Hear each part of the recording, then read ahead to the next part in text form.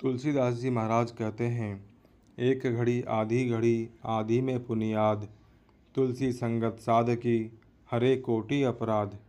एक बार सुखदेव जी के पिता भगवान वेद व्यास जी महाराज कहीं जा रहे थे। रास्ते में उन्होंने देखा कि एक कीड़ा बड़ी तेजी से सड़क पार कर रहा था।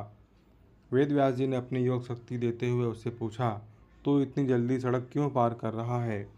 क्या तुझे किसी काम से जाना है? तू तो नाली का कीड़ा है। इस नाली को छोड़कर दूसरी नाली में ही तो जाना है, फिर इतनी तेजी से क्यों भाग रहा है?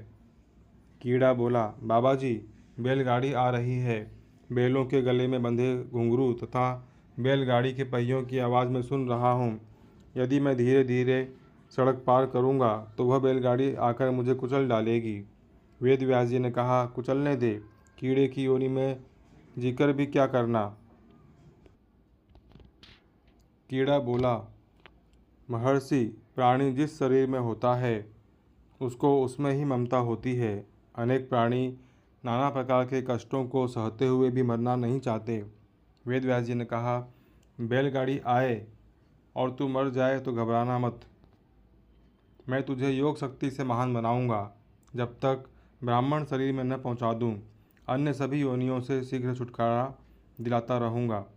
उस कीड़े ने बात मान ली और बीच रास्ते पर रुक गया और मर गया। फिर वेद व्यास जी की कृपा से वह क्रमशः कौवा, सियार आदि योनियों में जब जब भी उत्पन्न हुआ, व्यास जी ने जाकर उसे पूर्व जन्म का स्मरण दिला दिया। इस तरह वह क्रमशः मृग, पक्षी, शूद्र, वैश्य जातियों में जन्म लेता हुआ क्षत्रिय जाति में उत्पन्न हुआ। उसे वहाँ भी वेद व्यास जी ने दर्शन दिए। थोड़े दिनों में रणभूमि में शरीर त्याग कर उसने ब्राह्मण के घर जन्म लिया।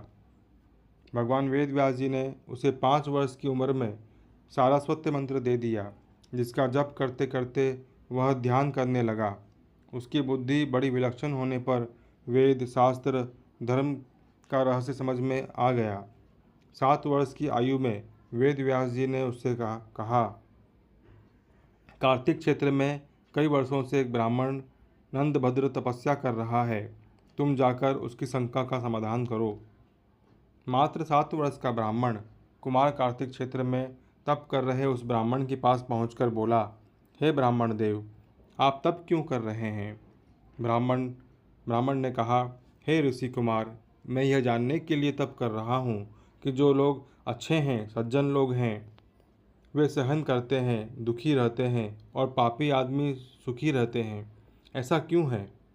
बालक ने कहा, पापी आदमी यदि सुखी है तो पाप के कारण नहीं, वरन पिछले जन्म का कोई पुण्य है, उसके कारण वह सुखी है।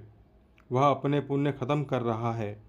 पापी मनुष्य भीतर से तो दुखी ही होता है, भले ही बाहर से सुखी दिखाई दे। धार्मिक आदमी को ठीक समझ नहीं होती, उचित दिशा व मंत्र नहीं मिलता, इसलिए वह दुखी होता है।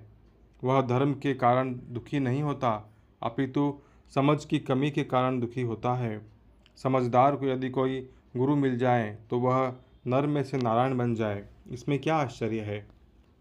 ब्राह्मण ने कहा, मैं इतना बूढ़ा हो गया, इतने वर्षों से कार्तिक क्षेत्र में तप कर रहा हूँ। मेरे तप का फल यही है कि तुम्हारे जैसे 7 वर्ष के योगी के मुझे दर्शन हो रहे हैं। मैं तुम्हें प्रणाम करता हूँ। बालक बालक ने कहा, नहीं नहीं महाराज, आप तो भूदेव हैं, मैं तो बालक हूँ, मैं आपको प्रणाम करता हूँ। उसकी नम्रता देखकर ब्राह्मण और खुश हुआ। तप छोड़कर वह परमात्मा चिंतन में लग गया। अब उसे कुछ जानने की इच्छा नहीं रही।